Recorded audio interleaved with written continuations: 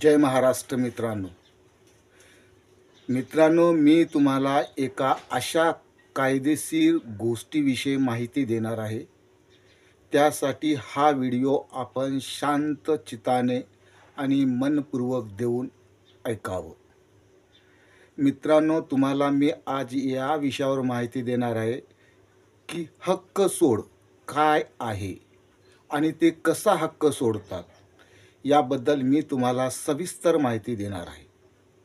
मित्रांनो, वारसा हक्काच्या मालमत्तेमध्ये सहहिस्सेदाराच्या नावे अटी शर्तीवर संपूर्ण किंवा अंशतः काही भाग सोडून देणे याला हक्क सोड असे म्हणतात. सविस्तर सांगायचं झालं तर सामायिक हिस्सेदारानं सामायिक प्रॉपर्टीमध्ये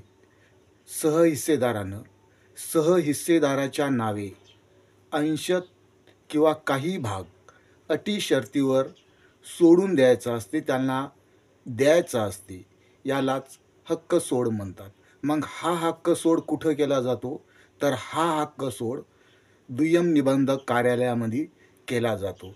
याचं मुद्रांक फीस काहीतरी भरायची असते आणि ती मुद्रांक फीस भरून आपल्याला हक्क सोडची नोंदणी करून तो नोंदणीकृत दस्तावेज तलाट्याला आणून दिल्यानंतर तलाठी त्या जी मालमत्ता तुमची वारसा हक्कानं तुम्हाला सामायिक मिळालेली होती, तिच्या जेवढा भाग तुम्ही ज्याच्या नावे सोडून दिलेला आहे त्याच्या नावे तो तलाठी करून फेरफारद्वारे करून देतो.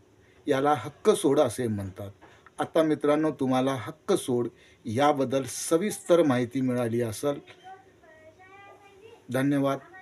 जय महाराष्ट्र, जय भीम.